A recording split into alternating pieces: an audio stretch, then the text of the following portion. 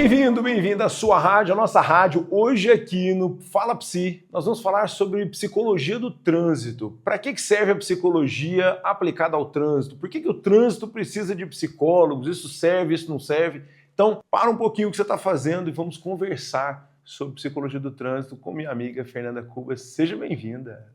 Muito obrigada, Danilo. Bom dia. Sabe que essa é uma pergunta recorrente, né?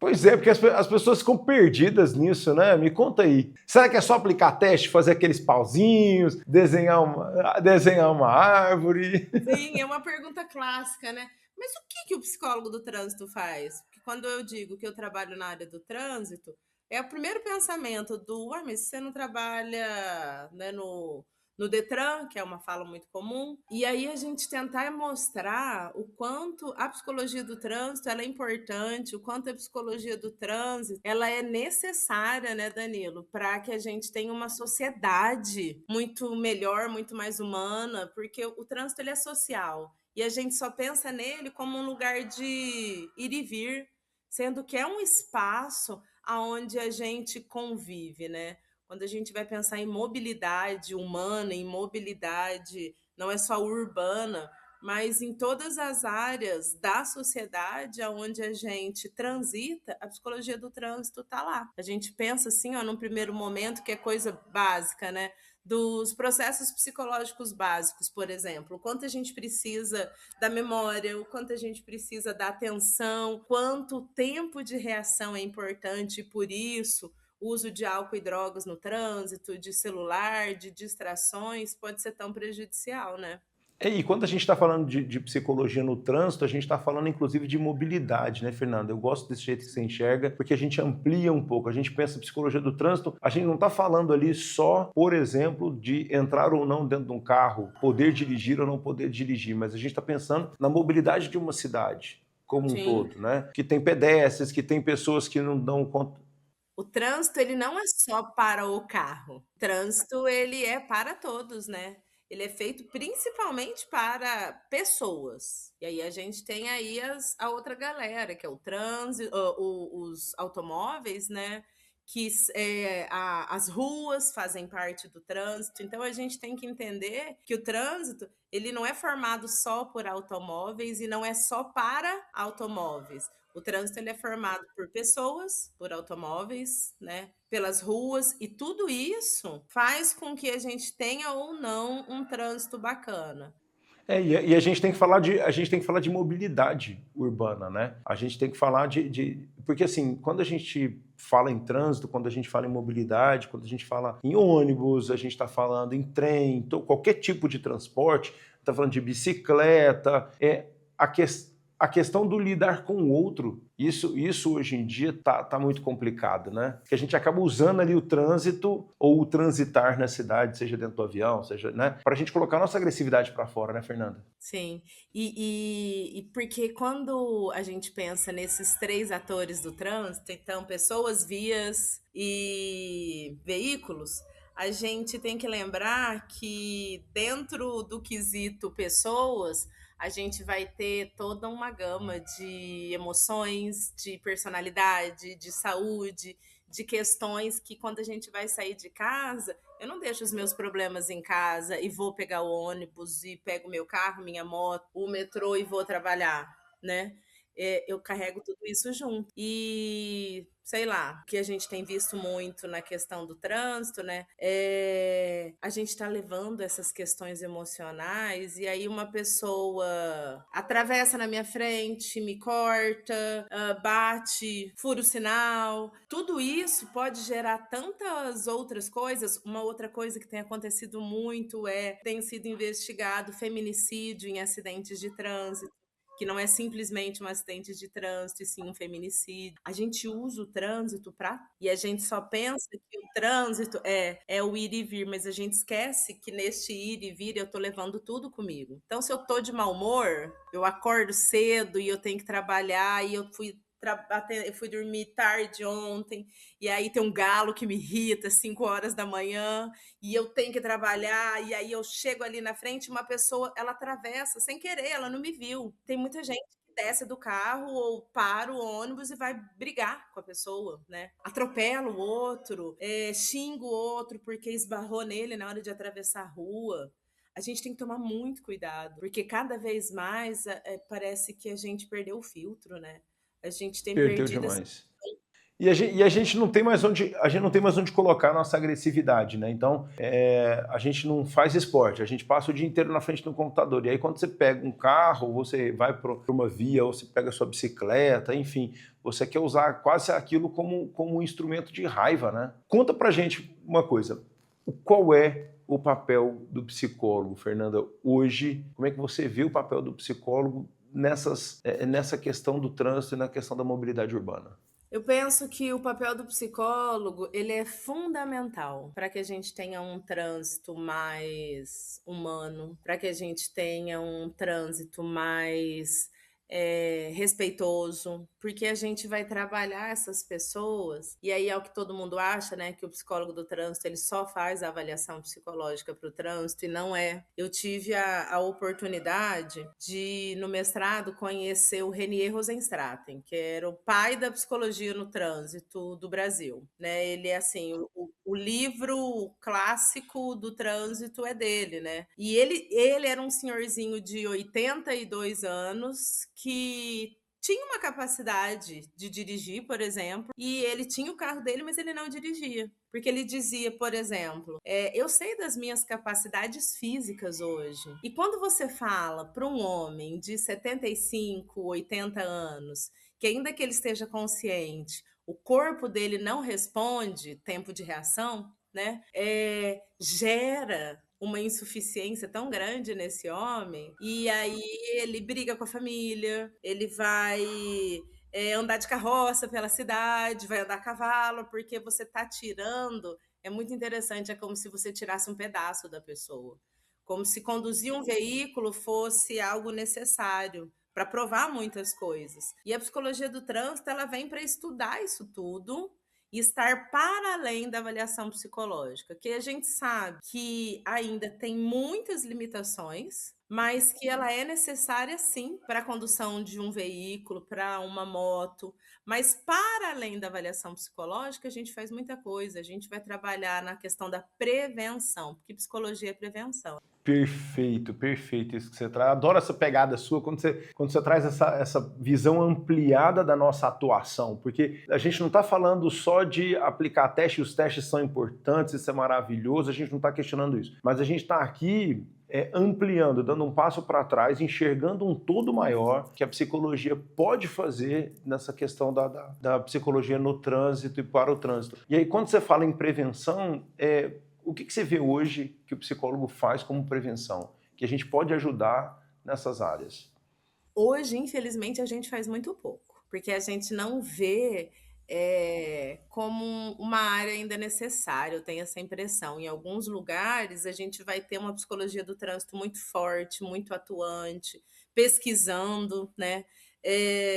Trabalhando dentro. Eu já trabalhei com policial rodoviário federal, com polícia federal na área de álcool e drogas no trânsito. Então, a gente está tanto para capacitar profissionais do trânsito, como para trabalhar, inclusive, dentro da escola. Trabalhar desde o maternal até o 3º ano do ensino médio, trabalhar dentro da faculdade, trabalhar dentro das empresas, né? Falando sobre comportamento humano no trânsito. Porque se a gente for parar para pensar, se eu não me engano, mas agora eu posso estar inventando, porque já não lembro, precisaria me atualizar. Mas se eu não me engano, a cada 5 minutos morrem 2 pessoas no trânsito. E quando a gente vai pensar em morte, a gente está pensando naquela pessoa que morreu no local do trânsito, ali do acidente. Se a pessoa vai para o hospital e aí ela tem complicações e lá ela vem a óbito, ela não entra na estatística de acidente de trânsito. Então também é um dado subestimado. E aí,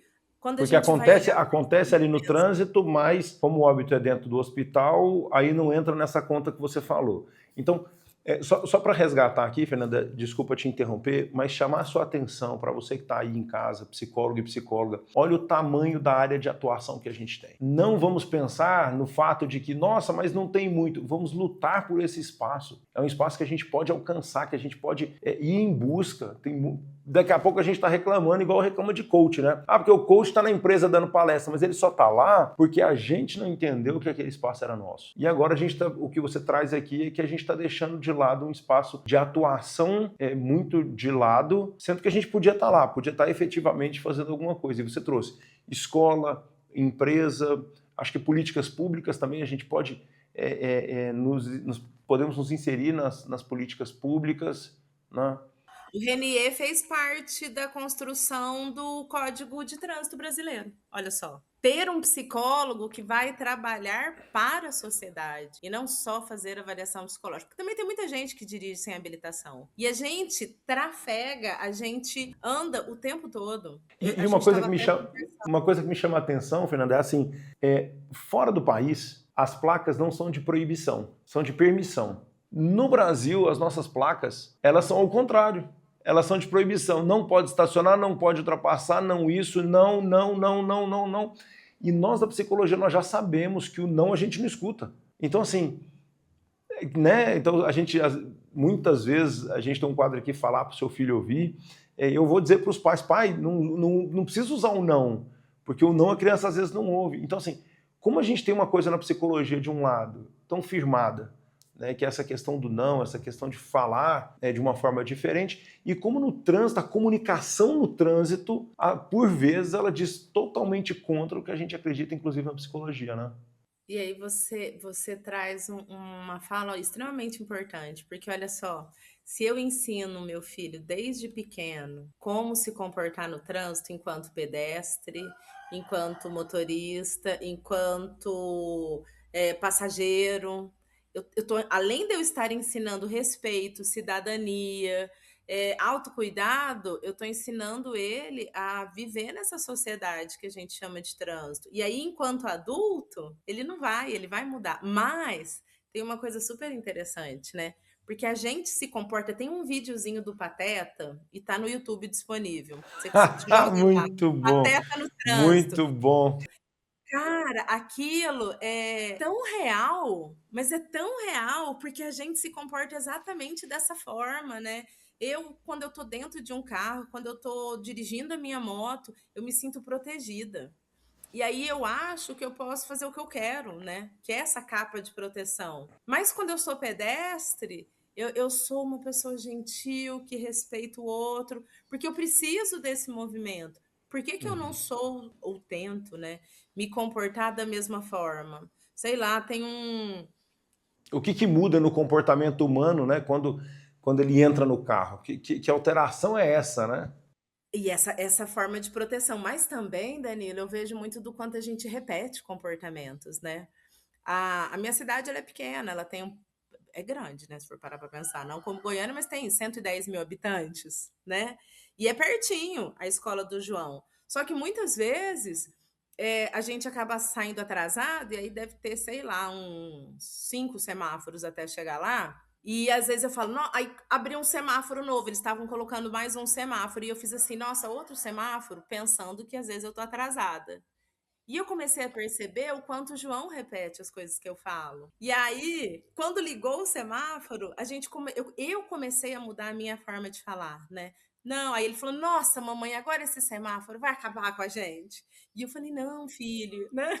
Eu parei para Vai ajudar pensar. no trânsito. Exatamente. Olha o quanto isso é importante, porque as pessoas precisam passar, como a gente, às vezes tem pedestre, e quem tem que se organizar somos nós, né? Nós precisamos sair de casa mais cedo. E aí ele começa, né? Eu não xingo as pessoas.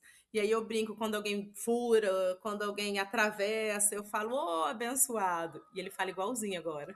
Vai com Deus, porque você pode matar alguém. O quanto, para eles, né, para as crianças, é importante ter esse referencial. E é importante. E olha só o que você está trazendo, né? A gente pode fazer um processo de conscientização dentro da escola para que essas crianças elas possam, inclusive, reeducar os pais, né? Porque assim, o viés da criança ele é muito importante. A criança ela transforma o futuro, né? E você está trazendo uma coisa assim. De repente essa criança pode mudar a perspectiva do pai e entender a importância do trânsito, a importância de estar ali. Eu lembro uma vez que eu estava acho que em Michigan, e lá as crianças que têm as melhores notas, elas têm o direito de organizar o trânsito. Então lá é como se fosse um direito, você ganhou o direito, você é uma referência porque você organiza um pedaço da comunidade. Então, como é invertida essa percepção, né? Aqui no Brasil, às vezes, você colocar um menino ali, vai falar que você está explorando a criança, que é perigoso ele morrer atropelado, aquele tanto de coisa, porque é exatamente isso que você falou. Às vezes a gente não está olhando para fora do carro, a gente está olhando só para dentro, né? E aí, dane-se o que está acontecendo ali fora, tem que girar em torno de mim mesmo e tá tudo certo, né? Exatamente, né? O trânsito ele é um sistema coletivo e a gente entende ele como individual, né? Ele me serve, não, ele nos serve. E quando a gente pensa nisso que você está falando, eu fiquei Nossa, pensando muito, muito na muito questão lindo isso que você falou, vou pedir para você repetir.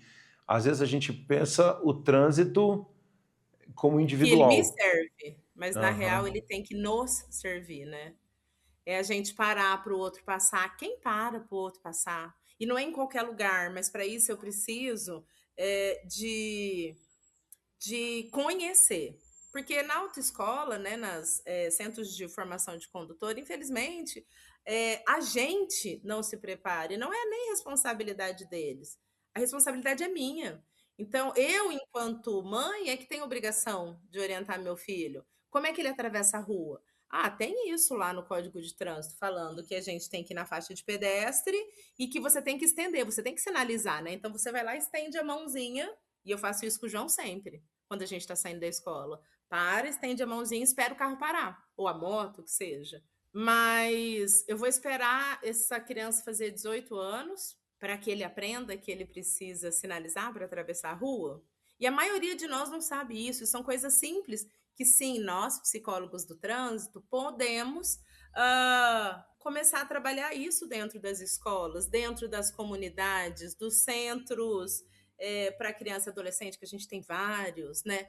Dentro da psicologia social, CRAS, por exemplo, dentro das comunidades, dentro de vários lugares a gente pode atuar, porque você vai construindo, né, formando cidadãos mais conscientes, né, Danilo? Porque se eu tô lá ensinando todas as crianças, na escola mesmo, a professora vai lá e pega e vai ensinar a molecada a atravessar a rua, que sejam mini cidades, tem muitos lugares que tem esses mini sistemas de trânsito para ensinar as crianças. Mas não adianta a gente fazer isso só no maio amarelo e setembro laranja, não me lembro, mas que são os É 2 meses tanta, que a gente é tanta cor trabalha. agora, né? Que é É, maio amarelo do trânsito, depois setembro é um amarelo do. arco-íris. É. É. Não, a gente tem do trânsito especificamente, é maio e setembro. Só que são 2 semanas por ano que a gente vai trabalhar. Não resolve? Não é efetivo. Então, olha só, eu, enquanto psicóloga, eu tenho o ano inteiro para trabalhar, para construir parcerias com as escolas procurarem psicólogos para fazer essa parceria, para fazer uma prestação de serviço, a gente pode sim ganhar com isso, né? Financeiramente e socialmente falando.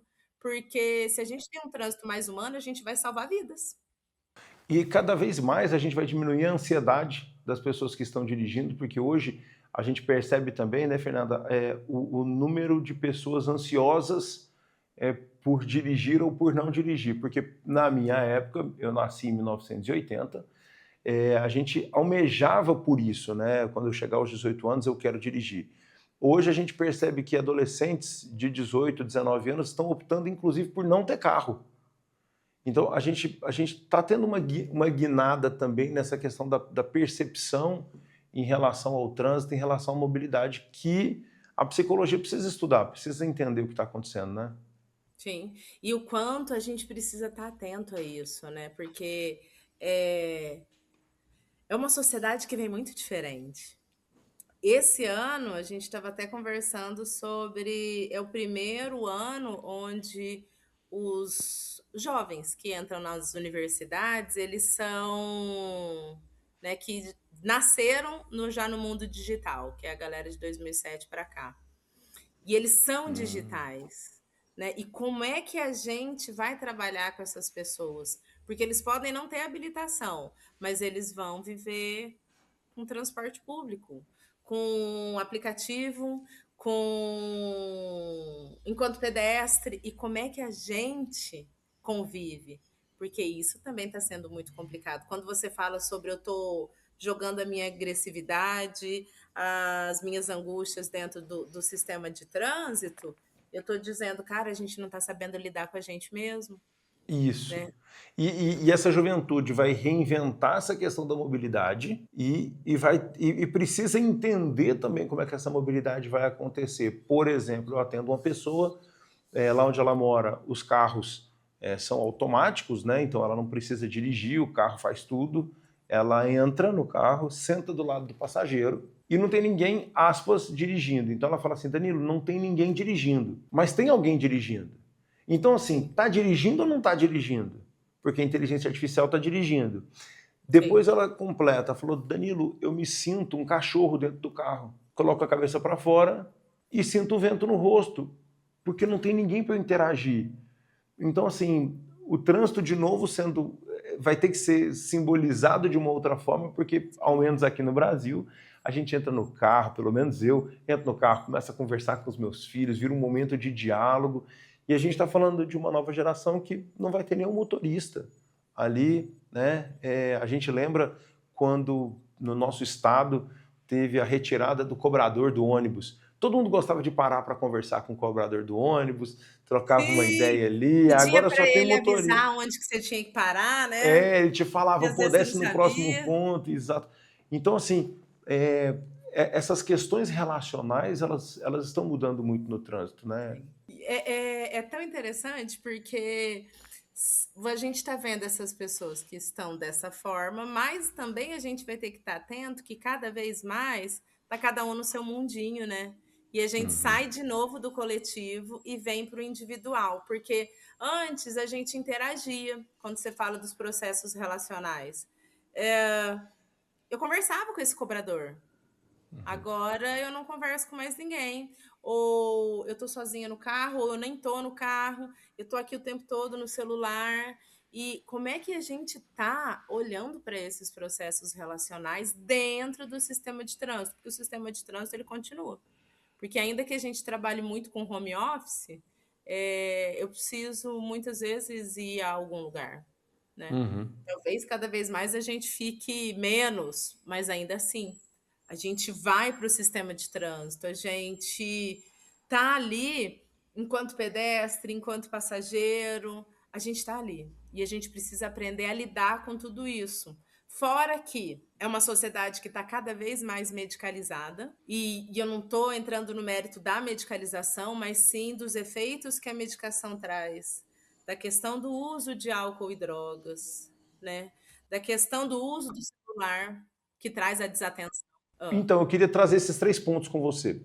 Como é que você vê hoje o uso de medicação e o volante? Vamos fazer um recorte, vamos lá para o trânsito, no Ah. sentido de carro, no sentido de dirigir. Então, estou fazendo aqui um recorte na nossa conversa. Como é que você vê hoje a medicalização e a direção? A gente vai pensar muito, né? Que a gente não vai dividir medicação e uso de álcool e outras drogas, porque a medicação ela é uma droga lícita, né, legalizada, que vem para trazer um benefício. E em muitas dessas medicações está escrito lá bem bonitinho e diz: você não pode conduzir veículos e manusear veículos pesados, armas e várias coisas. Porque existe um comprometimento neurológico, né? Geralmente essas medicações elas são depressores do sistema nervoso central, então elas vão te deixar mais lentificado. Aonde isso afeta no trânsito? O tempo de reação. Aquela coisa simples que a gente tem do o sinal ficou vermelho e eu vou frear, uma coisa simples, de milésimos de segundos que a gente faz no automático. Você não consegue fazer isso e aí você não tem o espaço de segurança para o carro da frente, você bate. Ou o carro de trás bate, ou você perde o volante e causa um acidente. Que hoje a gente nem chama de acidente, chama de sinistro, né? Porque o acidente, ele não é, como é que é? Intencional, e o sinistro é se você está fazendo uso de uma medicação que sabe que não pode dirigir, está dirigindo, você tem intencionalidade. Se você bebeu e dirigiu, é intenção, né, não é acidente. É, porque você sabe que você não pode fazer. E parece que a gente não porque a gente não entende o que que é o trânsito, né. Eu vejo muito que se a gente tivesse essa aprendizagem, esse conhecimento prévio da importância dos cuidados comigo, aí sim pensar em mim e também pensar no outro, a gente evitaria as mortes. Eu até fui e dei uma pesquisada aqui rapidão, é de cada 2 a 3 mortes a cada minuto no mundo, pra você ter noção, de trânsito. Por minuto, no mundo. No Brasil é a cada 15 minutos. 2 mortes. É, 2, geralmente. 2 mortes a cada 15 minutos. Olha só. É muita coisa se você vai parar para pensar. Então, né, no mundo, se a gente for pensar em meia hora que a gente está aqui, 30 pessoas morreram. E a gente não pensa nisso. Sim, né?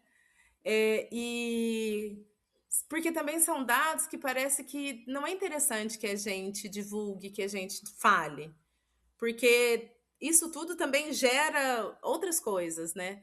Você tem seguro no seu carro, eu imagino. Tem seguro no meu, porque a gente não pode ficar sem seguro. E aí, se a gente vai para países mais desenvolvidos, o beber e dirigir mesmo é muito, muito interessante da gente pensar. Se você está em alguns países da Europa tomando uma cerveja num bar e você sai dirigindo, é obrigação do dono do bar avisar a polícia. E eles fazem isso, né? Porque ele também pode ser responsabilizado. Então, aquele acidente, ele não é só meu, ele é nosso. Todo mundo vai pagar por isso. E é É o fato, né? coletivo, né? É o coletivo Exatamente. mesmo. A gente entendeu o coletivo. E é muito impactante isso que você trouxe, muito. E aí você fala que a gente então não pode dividir, quando a gente está falando de drogas, a gente está falando também de remédio, então medicalização, álcool e drogas, a gente coloca isso tudo num bolo só, que seria um trabalho nosso da psicologia ajudar a resolver essa temática. A gente, enquanto técnico, a gente não vai diferenciar a droga, né? Então, e aí a gente também tem esse combo, né? O uso de medicação e álcool. Porque o álcool, ele de fato é a droga mais consumida que a gente tem, né? A gente, inclusive, é incentivado a beber. Nos esportes, os maiores patrocinadores são de bebida. E eu não estou dizendo não beba. Eu estou dizendo se beber não dirige, que é uma coisa muito simples. E o que, que a gente percebe no trânsito? Quando existe a junção da educação para o trânsito, da fiscalização e de boas engenharias, então é uma sociedade toda, de novo, unida, a gente consegue ter um trânsito mais seguro. Então, a partir da educação, que ela é fundamental, a gente vai precisar trabalhar aí desde essa infância e o tempo todo na prevenção. A gente vai fazer blitz educativa, porque a gente não precisa necessariamente trabalhar dessa forma punitiva, que é o que você está falando. Mas ter essa parceria com a polícia mesmo, né? Porque eles são os agentes do trânsito, fiscalizadores, e eles estão ali para isso, né? Mas simples fato da gente ver uma viatura, a gente já lembra de, deixa eu ver se eu tô com cinto, peraí, deixa eu ver se eu tô com meu documento, nossa, a luz do meu carro queimou e eu esqueci. Por que que a gente, né, não faz isso previamente, preventivamente? E se a gente tem essa fiscalização maior, automaticamente a gente vai ter uma segurança maior. Só que aí o que que a gente vai ouvir também? Temos poucos agentes de trânsito. Eu tive a oportunidade de trabalhar com todas as polícias. Quando eu fiz a minha pesquisa de álcool e drogas no trânsito, a gente fez um estudo nacional, né? A gente foi para todas as capitais pesquisar álcool e drogas no trânsito. E aí a gente tinha uma parceria com a PRF, nós íamos para os postos da PRF e depois a gente estendeu isso para a Polícia Militar e Polícia Civil. E também tinha a Polícia Comunitária, que a gente trabalhou exatamente as mesmas coisas. E a gente vê que, de fato, né, existem muitos profissionais que eles estão ali engajados em fazer um trânsito melhor, mas que a gente acaba nadando sozinho. Então, o quanto é importante que a gente tenha momentos como esse, né, Danilo, para que a gente consiga, de fato, alcançar mais pessoas conscientizar pessoas de que a gente precisa fazer diferente, porque a gente está morrendo à toa. E a gente está pensando só em óbito. Mas e as pessoas que acabam se Exato, lesionando? eu ia trazer esse ponto para você, porque as pessoas que não usam cinto acabam lesionando, acabam ali tendo que amputar uma perna, um braço, ou que ficam ali em cadeira de roda para sempre. Então, assim, o quanto a gente está falando de uma coisa que implica literalmente na vida da gente. E isso porque a gente ainda nem falou do celular. Como é que essa questão dos índices, Fernanda? Então, eu falei que eu ia mexer com 3 pontos, você disse que 2 a gente tem que unir. Nesse terceiro ponto que eu queria falar com você, no caso segundo, como é que está essa questão do uso do celular? Porque as pessoas às vezes falam, não, eu dou conta, eu consigo responder e dirigir, né? Estou acostumada, eu tenho hiperatividade. Então, assim, sempre tem uma justificativa pessoal para tentar manter esse comportamento. Como é que está isso hoje na psicologia do trânsito? Então, a gente tem vários estudos mostrando, inclusive, que o celular ele está mais prejudicial do que álcool e outras drogas, porque ele tira a atenção. O, o celular causa mais acidente que álcool e outras Sim, do drogas. que álcool e outras drogas. Porque, sei lá, eu tô dirigindo, né? Então eu tô pensando que eu tô aqui conduzindo o meu veículo ou que eu tô andando, eu vou atravessar a rua e eu tô focada aqui, ó. Minha atenção concentrada, né? Que é uma das coisas que a gente vê nas avaliações. E eu esqueço de todo o resto. Aí eu não vejo carro. Muita gente tá usando fone o tempo todo, né? Ou fone pequenininho que ninguém vê. E aí você fala com as pessoas não te escutam. Imagina se elas vão ver um carro. Imagina você vai ouvir Então, uma enquanto sirene motorista, tocando. sim, não vai. Enquanto motorista, eu tô aqui prestando atenção e aí eu tenho uma falsa sensação de que eu tô dirigindo, eu tô olhando para frente, eu tô aqui, mas eu não preciso olhar só para frente quando eu tô dirigindo. Eu preciso olhar para frente, para o lado, visão periférica. Eu preciso estar atenta 100%, se é que é possível, é retrovisor, são os retrovisores laterais, eu preciso estar atenta ao carro da frente, se vem carro atrás.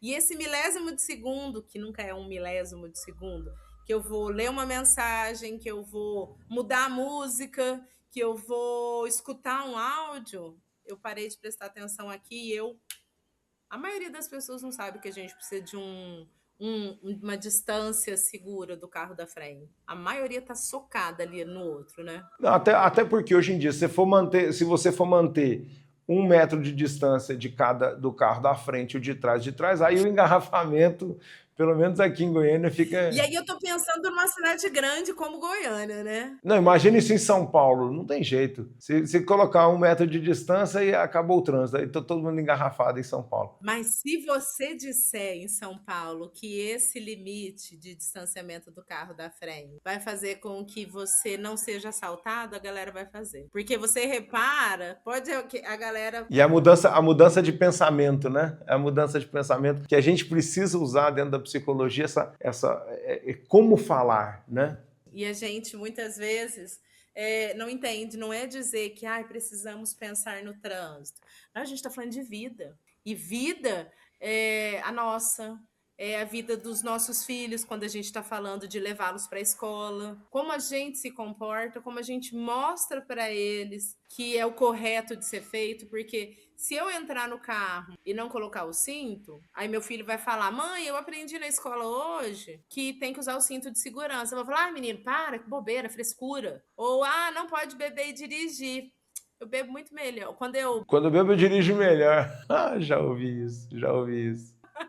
Tem uma fala clássica. Não, frescura. Não pode sentar aqui no banco da frente. Não tem problema, não. Você só tem 2 anos, mas você vai andar aqui comigo na frente. Não, Você já é né? grande. A gente, você é homem, você é uma mocinha agora. Pode sentar no banco da frente? Não, não pode. É segurança, é cuidado, é amor. É cuidar, porque depois não adianta. Gente, estive aqui com essa pessoa maravilhosa, Fernanda. Fernanda, obrigado por mais um papo aqui comigo.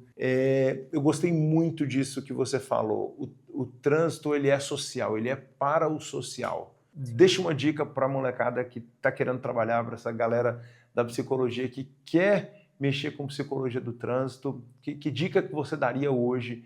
A gente tem a nossa pós-graduação aqui dentro do Instituto, né, em psicologia do trânsito. Qual a dica que você dá para essa turma que quer fazer essa pós? Bom, eu sou muito suspeita para falar da psicologia do trânsito, porque eu acho que é uma área que tem muito.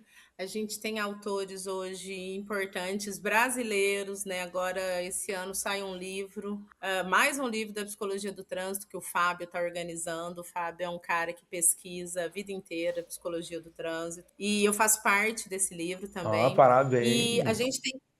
Você viu? Que Segunda edição já. chique. E não é puxando sardinha para pós-graduação, não, mas eu acho que é extremamente importante que a gente faça. Dentro das avaliações psicológicas, a avaliação psicológica do trânsito é a única que pede essa pós-graduação. Eu posso não utilizá-la. Eu mesmo, quando eu fui começar, na minha época não era pós. Era perito examinador do trânsito, né? Era um curso de 6 meses e por isso eu fui fazê-lo e foi quando eu me apaixonei pela pesquisa em trânsito. Que eu falei, gente, quem que é esse tal desse René Rosenstrack? A gente tem a oportunidade de conhecer tantas outras coisas e entender muito mais isso tudo que a gente está falando. Então, se eu quero trabalhar com avaliação psicológica para o trânsito, que é a do Detran, que hoje está a maior briga e isso é um outro assunto depois, né? Que a gente vai mostrar a importância, a gente vai pensar também, né? O quanto é importante que eu faça uma pós-graduação para o trânsito, porque além da avaliação para o trânsito, eu vou aprender 1000 outras coisas.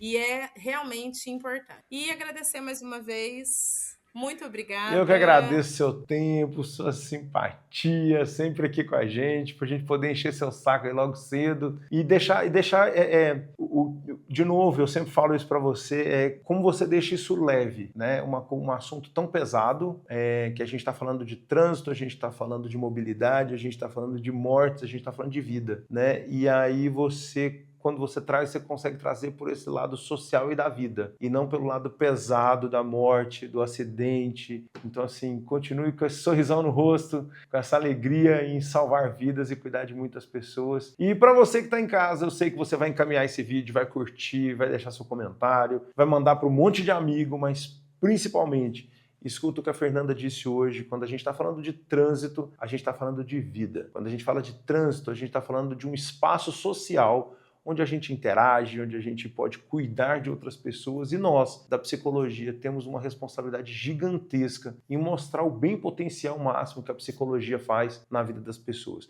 Que por vezes a gente fica caladinho, sentado, criticando muito e fazendo pouco. Então tem muito espaço para você que está chegando na psicologia, para você que quer mudar de carreira. Dentro da psicologia tem um espaço gigantesco para a gente, mas a gente precisa de você. Então vamos embora fazer a diferença juntos.